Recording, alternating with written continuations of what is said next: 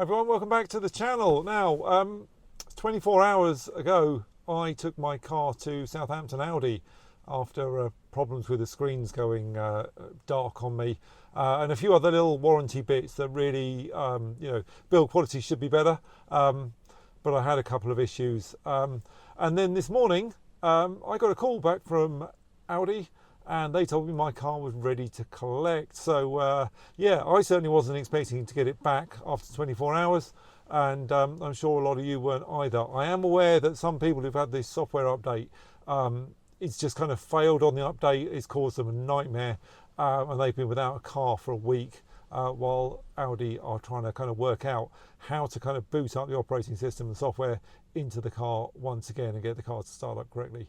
Anyway, let me talk to you about KD2 software update. Now, I'm just going to read off a little website that I got access to, which tells me about KD2. So it is supposed to prevent screen and infotainment errors, black screens, resets, restarts. I think that's what I experienced, screen freezing as well. Optimizes your nav system with the display and the route planning. Going to be interesting to see if it still thinks you've got zero range at 4% battery, which is what it seems to do at the moment. It gets a bit of a difference between the range and the battery left when you get low. And sometimes if you're driving a bit more efficiently than thought, you might arrive at a stop with a lot more battery than it's predicting you're going to have. I've noticed that even if you're just half a mile away from a stop, it might say you're going to get there with 50% and you're still at 55, and there's no way that number's accurate. So it's going to be nice to see if that has changed. Changes on the radio and entertainment, some improvements there, voice control, navigation control, traffic sign recognition. That might reduce some of the kind of false speed warnings. I get kind of told that I've got an 80-mile-an-hour warning outside the local school because it's kind of misreading road signs. So hopefully that will change. Get rid of some random warnings, like things like exhaust emission warning light, which I've never seen, but apparently it's something that's out there. Improvements to the charging process. I think it now displays a charging time when you're plugged in on AC charger. And it should fix any charging problems. However, I am told that if your charger is a smart charger and is delaying the start of charging, you will still get that red fault light comes up, and then it comes up in the app of like charging system fault when you plug in. Now, on my original software back in November 24 when I got this car, that didn't happen. That fault was introduced on the last lot of software, and it's now kind of still here, but we'll see when I plug in for the next charge up. Mobile key, so the digital key, they tell me that can now be shared, so it's going to be pretty handy to put the digital key onto my wife's phone as well as my own, because often we're putting shopping and stuff in the back of the car. She's trying to get into the car, but it doesn't unlock because I'm in the wrong place with my digital key. So and usually I'm just doing the kick sensor thing to open up the boot, and the passenger doors are staying shut. So not a problem unless it's raining, and then happy wife, happy life. So yeah, that would be a useful improvement if she can put digital key onto her phone. My digital key has stopped working after this update, so I've just got to reset that, and maybe I'll be able to link it to my Apple Watch as well. So I'll let you know how things go. I'm going to give you a bit of an update on some of the stuff. Another thing that comes up that I've had reported to me through social media and people, there is a rear occupant detection within the alarm system. So it will warn you if you've left someone in the back of the car. Now, sounds great, but only when it works, because you get a fair number of false warnings on it, which isn't good, and then you end up deactivating it, which kind of reduces its function. So yeah, going to be nice to see if that one still works. Now it does tell me here on this this website, the update takes them about half a day. They need a physical key to do it. Now Audi didn't tell me that, but because I had read this, I took a physical key along. I didn't hand over to that plastic digital key card that you could have kind of in lieu of your phone key system.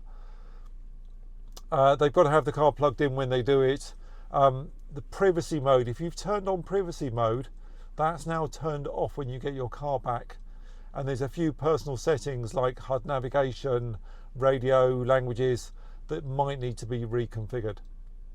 Anyway, I will let you know if this makes a difference. I'm expecting to see things like the forward collision sensor not being quite so sensitive and changing a little bit sooner, clearing that as I pull away from the drive. Apparently the hold function has changed a bit, some of the braking and a few other bits and pieces. So I'll let you know if I notice anything. But for now, I'm just going to show you where you can see if you've got this update fitted on your car and the latest software, so you can see what is going on with the car itself. I've had a look in the settings. Easy way to tell if you've got this new software. Look down here on your heated mirror at the bottom of the main MMI, the heated rear window. If you've got a mirror alongside the heated rear window, you've got the new software. They've always been linked. When you turn the heated rear window on, it's always put the mirror heat on as well to demist your mirrors. But that's how you can tell if you've got the new software update. Now I will tell you that going from the home, if I go across here, this had been blank, but now the car's been turned off and back on again. It is back to how it was.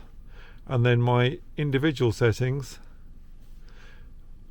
I had to reprogram that. Now the only thing that I change, I leave everything in balanced. It would normally be balanced as the option, which is what it defaulted back to. I just changed the layout to efficiency, and then I can see my miles per kilowatt hour. So that has been reprogrammed by me too. I'm still noticing that my heating does sound a bit like my fish tank while I'm sat here recording. So I don't know if you can pick it up in the background, but definitely a lot noisier than it should be. It's not fan noise, because I would expect a little bit of a kind of light fan noise. It's definitely kind of gurgling and hissing things. I know they've regassed it to try and work out what was going on. I know they bled it last time it was in a year ago for the same thing. I do think I've still got a bit of a heating problem. And as for my centre armrest, well, I'm just going to show you that, and you can maybe hear what is going on with that too. And my centre armrest, I've always thought this is a bit kind of weird and noisy. As I open it, it makes some...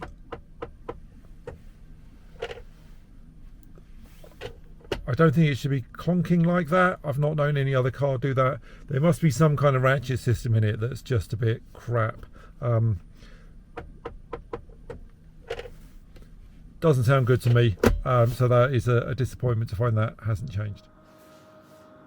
So that's it. The car has got its software update. It was back after 24 hours. They've given it a wash. They've given it a vacuum. I didn't have to queue. They made me a nice coffee. There's always pretty girls at reception to keep the shallow middle-aged men like me in a good mood when they go in. So yeah, good service from Southampton. However, mechanically, I am really disappointed to hear my heating system hissing and gurgling like my fish tank. So if you think your heating system is noisy, if you hear hissing and gurgling, please tell me what is going on. If you've had that issue and it's been fixed, please tell me what they did. They've regassed mine, they've bled the coolant system, and I'm still getting this noise. Is that normal, or is your car nice and quiet? Do let me know. And again, that centre armrest, that just feels cheap, plasticky, nasty. I thought that they might be doing something to kind of damp it. I thought maybe something's disconnected. Really disappointing to see that there is absolutely no change on that whatsoever. So I will contact them and I will ask them just what they did. I'll ask them even to kind of tune into the video. And I'm sure that Ryan, who dealt with me really well, is going to be a little bit disappointed to see it's come out of the workshop and not as good as he hoped it would be. Same for me too. So yeah, stay tuned to the channel. And I'll let you know how I get on with sharing the digital key, which is now up and running, as I said. And yeah, do let me know about your Q6 heating system, because I would love to know.